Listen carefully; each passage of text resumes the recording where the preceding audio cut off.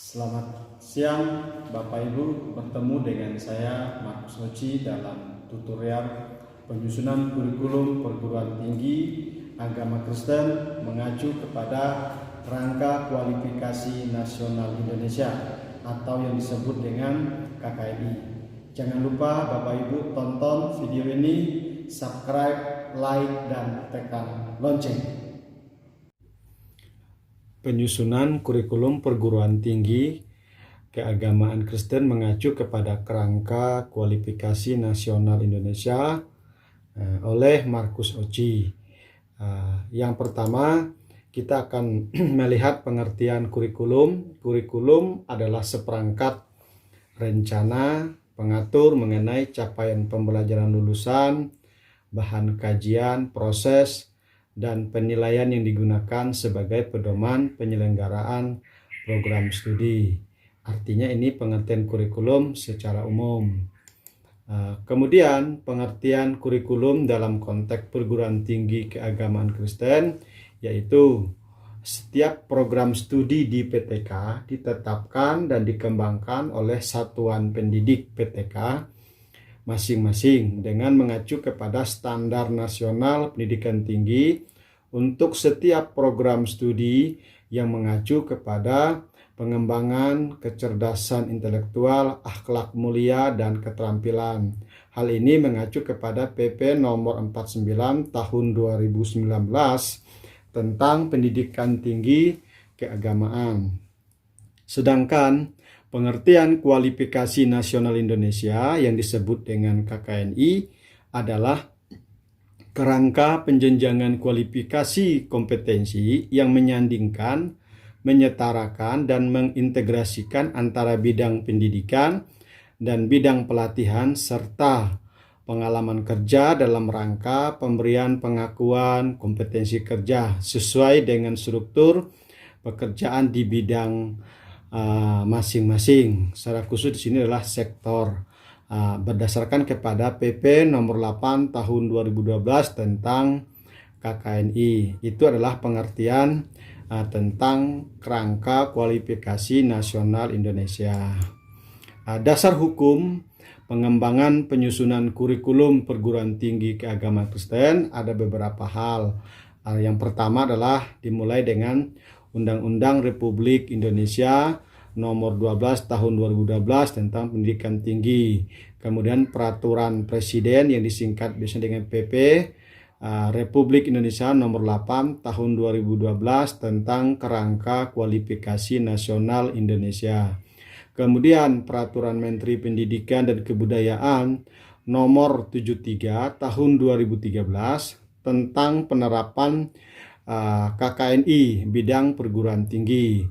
Selanjutnya saya langsung masuk ke bagian terbaru, yaitu Peraturan Presiden nomor 49 tahun 2019 tentang pendidikan tinggi keagamaan dan Peraturan Menteri Kebudayaan dan Pendidikan nomor 3 tahun 2020 tentang standar nasional pendidikan tinggi. Adapun proses dalam penyusunan kurikulum perguruan tinggi keagamaan Kristen, yang pertama adalah kita memulai dari kajian iptek keilmuan. Artinya iptek keilmuan dalam bidang yaitu teologi, PAK, misologi, dan sebagainya. Kemudian adalah analisis kebutuhan pasar. Artinya yang perlu diperhatikan di sini adalah asas pengembangan kurikulum berdasarkan kepada visi misi perguruan tinggi lalu diturunkan ke dalam program studi. Kemudian atas dasar masukan stakeholder, pengguna, asosiasi melalui studi trace kepada alumni. Jika hal ini yang kita sudah lihat berarti perguruan tinggi membentuk tim pengembang penyusunan kurikulum. Di sini artinya di sini ranah ini adalah menyusun profil lulusan. Rumusan profil lulusan dijabarkan ke dalam CPL, yaitu capaian pembelajaran lulusan program studi. Dari sini melibatkan konsorsium bidang studi atau asosiasi bidang studi ataupun program studi sejenis. kemudian mengacu kepada KKNI, SNDikti, dan perundang-undangan yang berlaku. Kemudian di sini tim penyusun, lalu keterlibatan dosen semuanya. Artinya dosen dalam program studi tersebut. Ini ranah dalam menentukan profil lulusan. Kemudian dari profil lulusan turun ke CPL, CPL ke matrik. Jadi di sini ada bahan kajian, materi pembelajaran, berbicara keluasan, kedalaman materinya. Kemudian ini CPL, bidang sikap, pengetahuan, keterampilan umum, keterampilan khusus. Di sini ada peranan yang dari sini tadi adalah di sini adalah tim pengembang penyusunan program studi prodi masing-masing. Di sini tugasnya. Kemudian tidak lupa juga melibatkan item-item di sini, yaitu adalah dalam hal ini dalam penyusunan mata pelajaran mata kuliah, lalu ada peta keilmuan mengacu kepada literasi baru, literasi data dan sebagainya. Kembali lagi di sini melibatkan semua dosen di program studi. Kemudian organisasi mata kuliah dan diturunkan dalam perangkat pembelajaran, ada RPS, rencana tugas, rencana evaluasi, instrumen penilaian, dan rubrik atau portofolio. Di sini akan disusun struktur mata kuliah atau di sini istilahnya adalah struktur kurikulumnya, kemudian desain pembelajaran, pemanfaatan teknologi IT. Kemudian di sini keterlibatan semua dosen di program studi. Setelah disepakati bersama lalu ditetapkan program studi, alangkah baiknya di SK-kan melalui SK pimpinan. Ini adalah prosesnya. Artinya ini proses pada prinsipnya yang akan kita pelajari pada hari ini, Bapak dan Ibu. Ya, ini adalah gambaran tentang kualifikasi penjenjangan. Ya, jadi dimulai dari yang angka 1 ini khusus untuk SMP, ini SMA, yang nomor 2, nomor 3 itu adalah diploma 1, nomor 4 itu adalah diploma 2, nomor 5 itu adalah diploma 3, nomor 6 penjenjangannya D4 atau S1, sedangkan nomor 7 itu adalah sertifikasi atau spesialisasi, sedangkan nomor 8 adalah program pasca sarjana S2, sedangkan nomor 9 adalah program pasca sarjana S3. Ini adalah penjenjangannya. Untuk lebih jelas ini gambarannya di sini diberi, ini adalah secara hierarkinya. Jadi ini tingkatannya, kemudian ini jenjang gelar akademisnya, kemudian ini adalah dalam konteks skillnya di sini. Jadi ini adalah kita bisa melihat Bapak Ibu antara gambar di sini dan di sini. Artinya ini adalah levelnya tingkatan dari KKNI.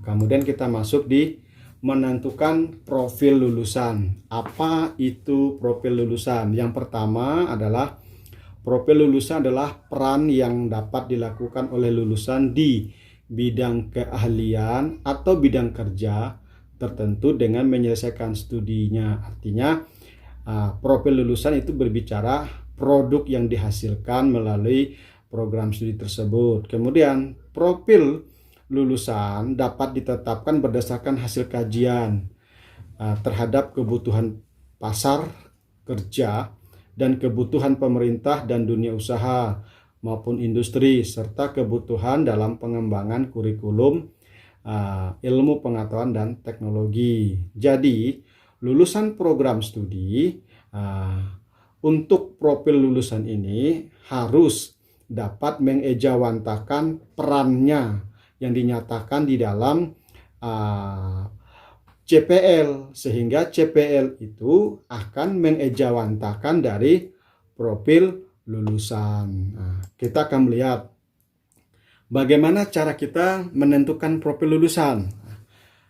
Yang pertama adalah kita perlu melibatkan semua pemangku kepentingan. Artinya bahwa semua, ini dia pemangku kepentingan ini bicara semua yang terlibat dalam hal ini.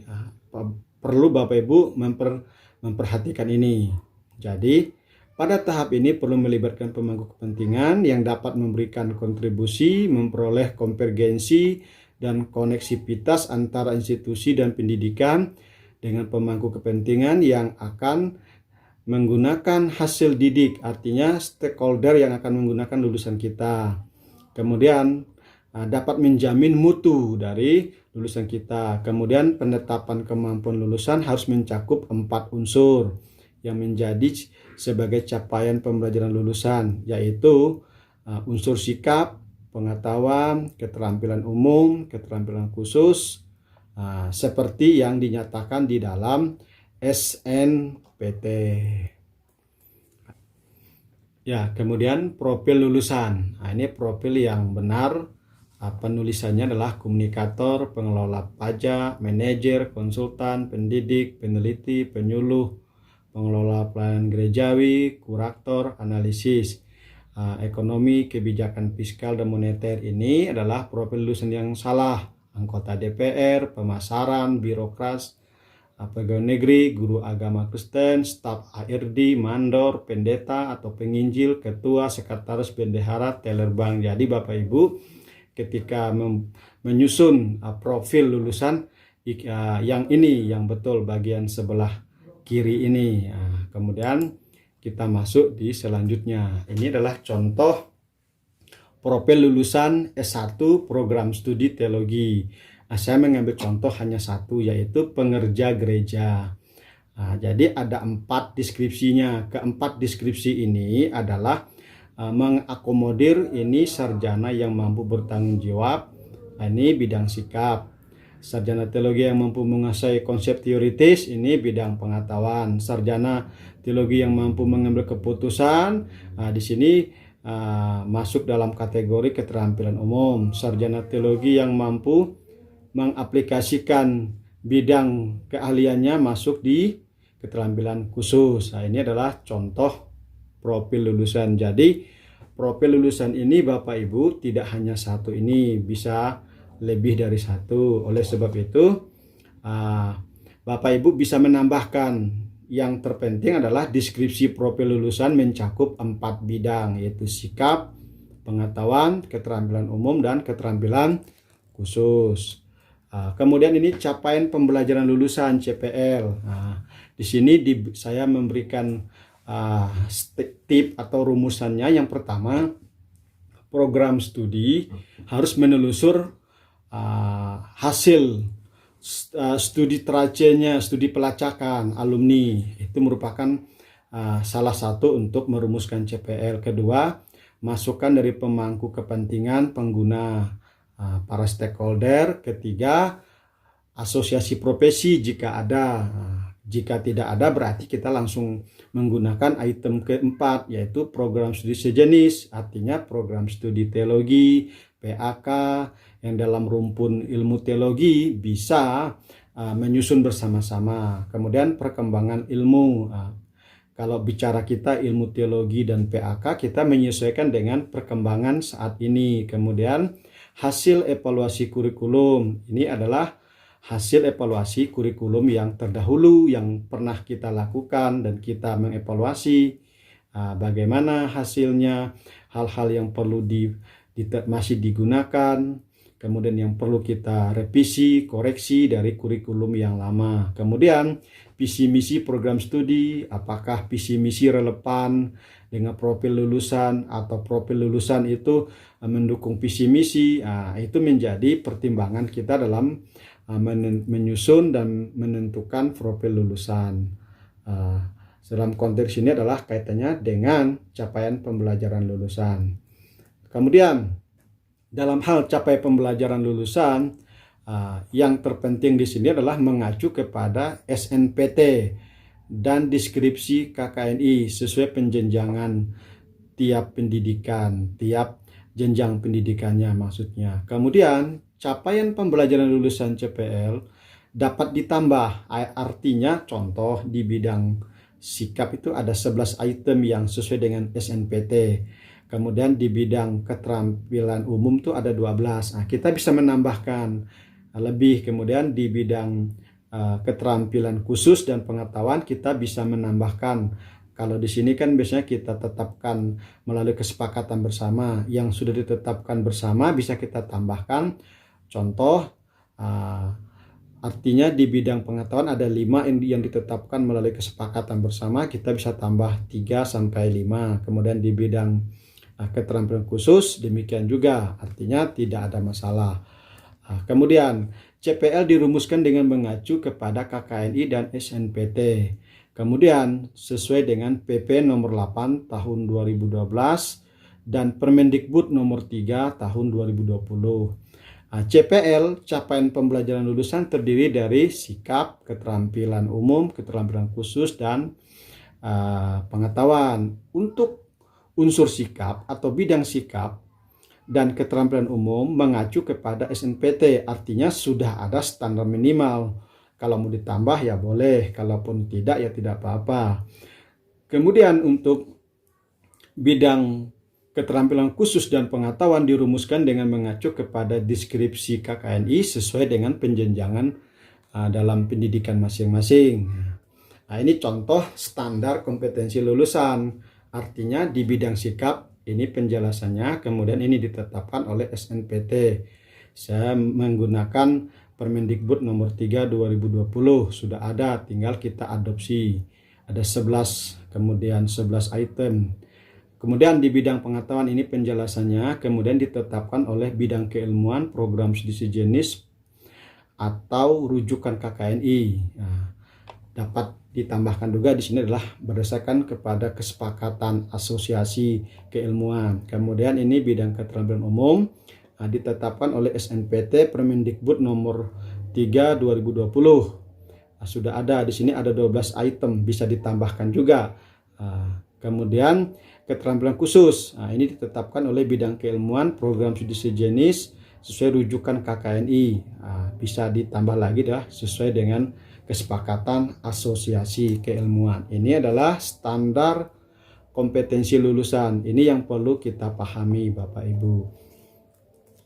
Kemudian CPL yang dirumuskan harus jelas, dapat diamati, dapat diukur, dan dapat dicapai dalam proses pembelajaran, serta didemonstrasikan dan nilai pencapaiannya. Kemudian perumusan CPL yang baik dapat dipandu dengan jawaban atas pertanyaan-pertanyaan diagnostis sebagai berikut. Pertama, apakah CPL yang telah dirumuskan sesuai berdasarkan dengan SNPT, khususnya di bidang sikap dan keterampilan. Kemudian, apakah CPL yang telah dirumuskan sudah berdasarkan level KKNI, khususnya bagian pengetahuan dan keterampilan khusus. Kemudian, apakah CPL yang telah dirumuskan mengandung visi misi perguruan tinggi dan program studi. Kemudian, apakah CPL yang dirumuskan berdasarkan kepada profil lulusan. Ini adalah pertanyaan diagnostis.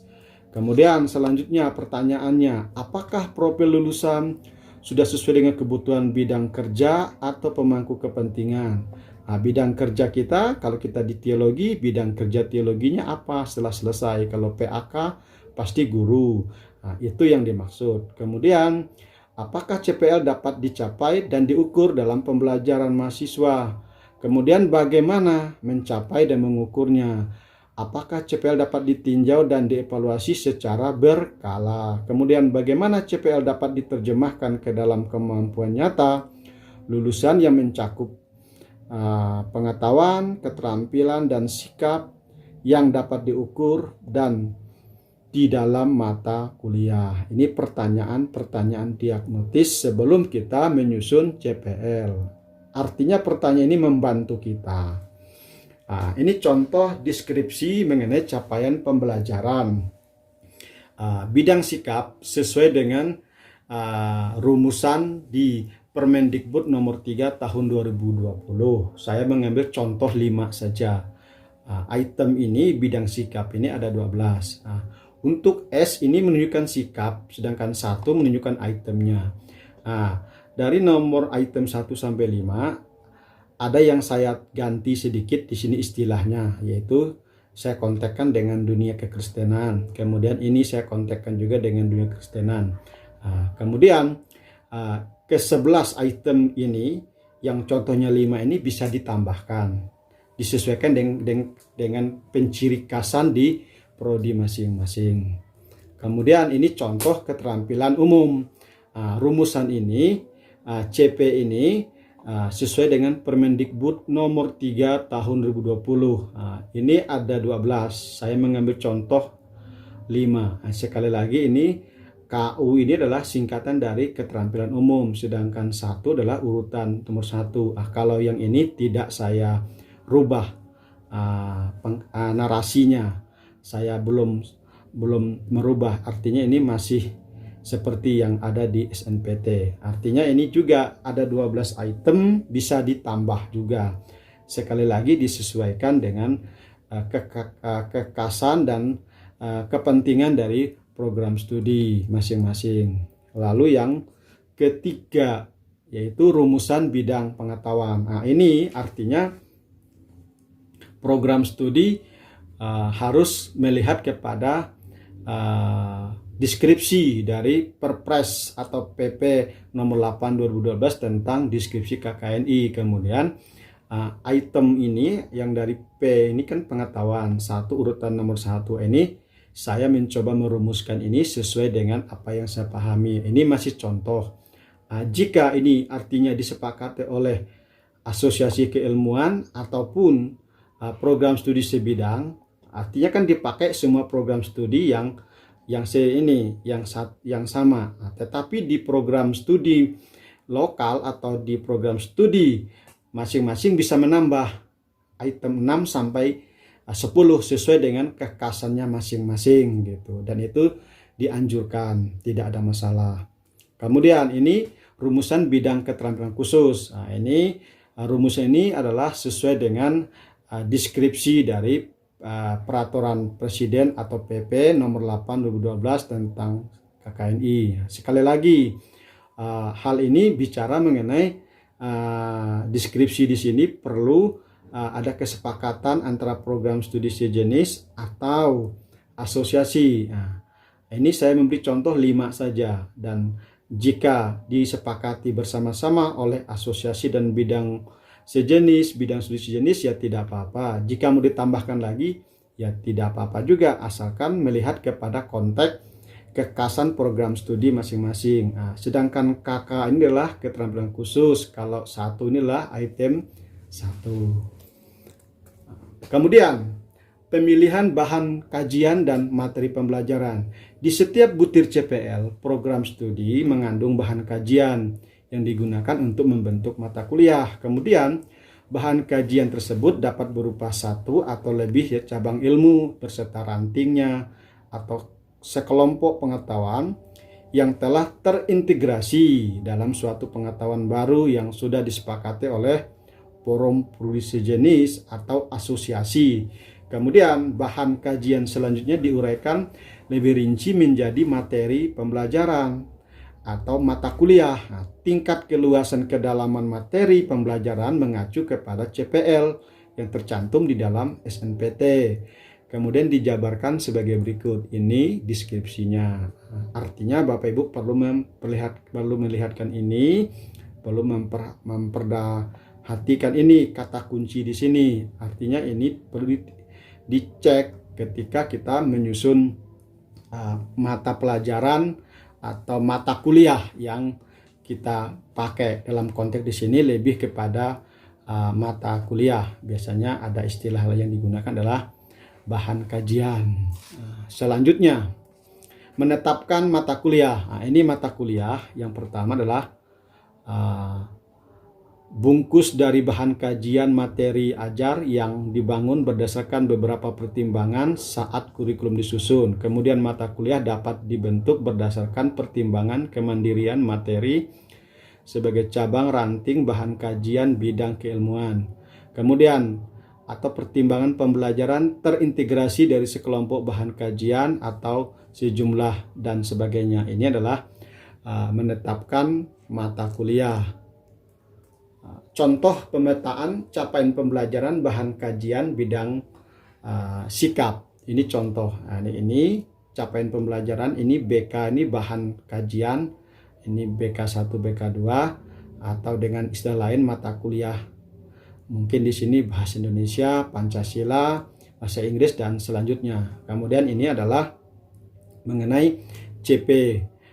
CPL tadi yang diuraikan di atas kita masukkan di sini, lalu di sini kita centang bahwa dalam bahan kajian CP1 di bidang sikap ada dan seterusnya. Artinya ini lebih memudahkan kepada para dosen ketika mengajar mata kuliah yang sudah masuk di kategori sikap, karena dia langsung mengadopsi dari item ini.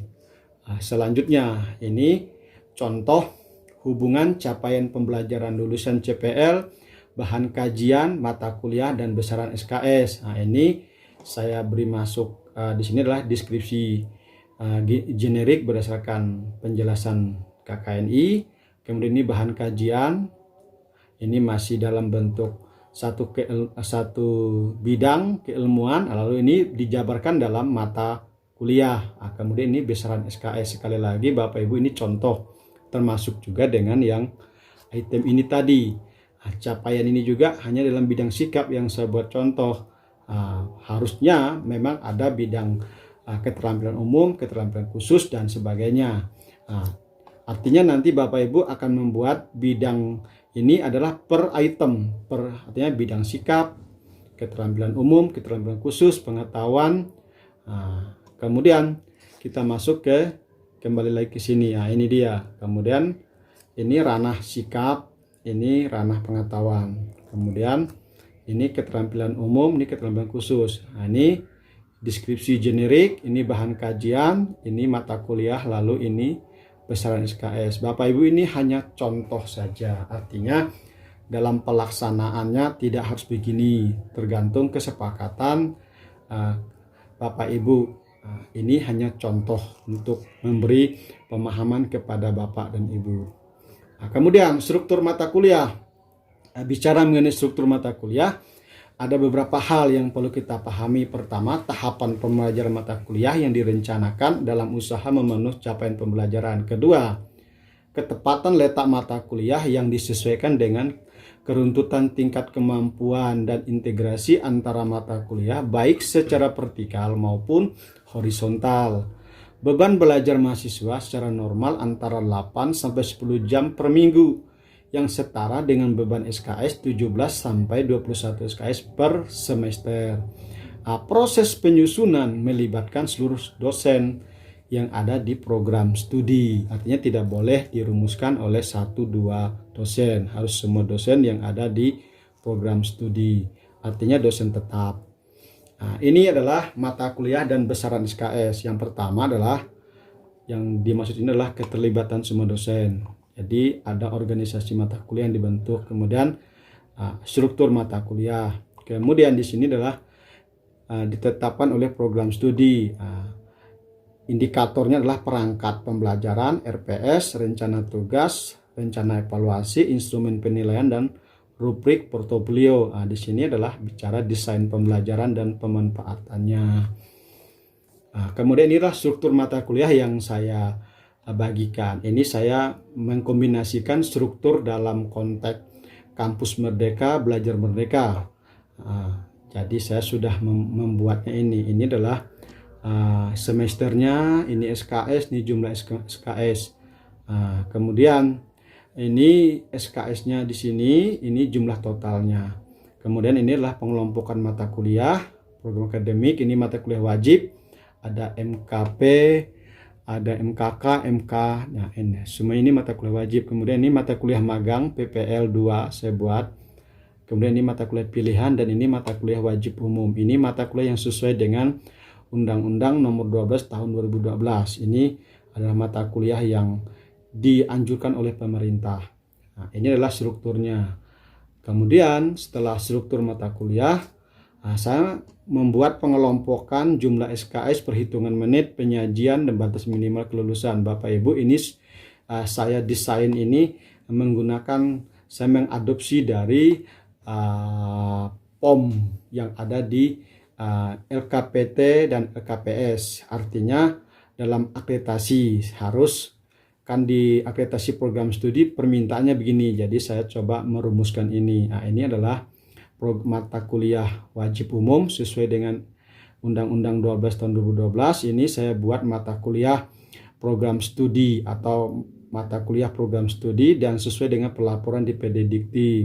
Kenapa dikasih kuning? Dari mata kuliah ini nanti ada penjelasannya bahwa itu adalah mata kuliah yang digunakan dalam magang mengadopsi Merdeka Belajar Merdeka Belajar Kampus Merdeka, sehingga jadi begini. Ini adalah pengelompokan mata kuliah kekasan di sini.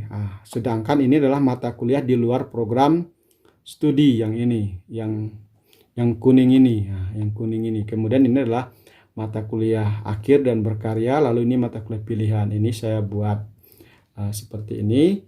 Kemudian catatannya bahwa mata kuliah yang saya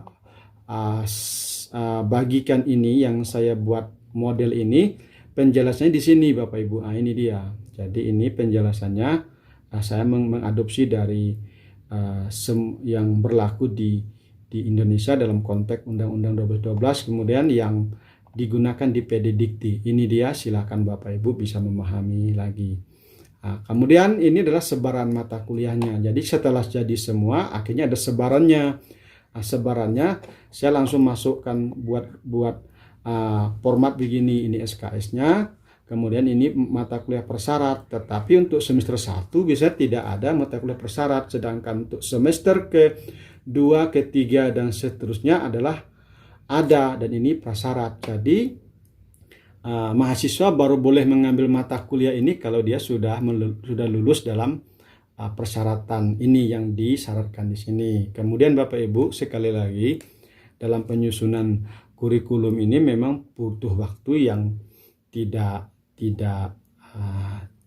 cepat, artinya butuh waktu yang lama. Oleh sebab itu Bapak Ibu ketika mendesain perlu persiapan yang mapan dan yang matang sehingga dapat hasil yang maksimal.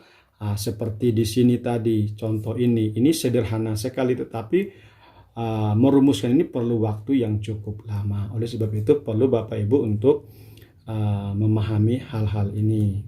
Kemudian setelah sebaran ya berarti kan selesai. Kemudian Bapak Ibu untuk materi saya selanjutnya akan ketemu dengan pembahasan, yaitu perencanaan pembelajaran. Oleh sebab itu terima kasih Bapak Ibu sudah mengikuti video ini dari awal sampai akhir. Jangan lupa like, subscribe, dan tekan lonceng. Salam.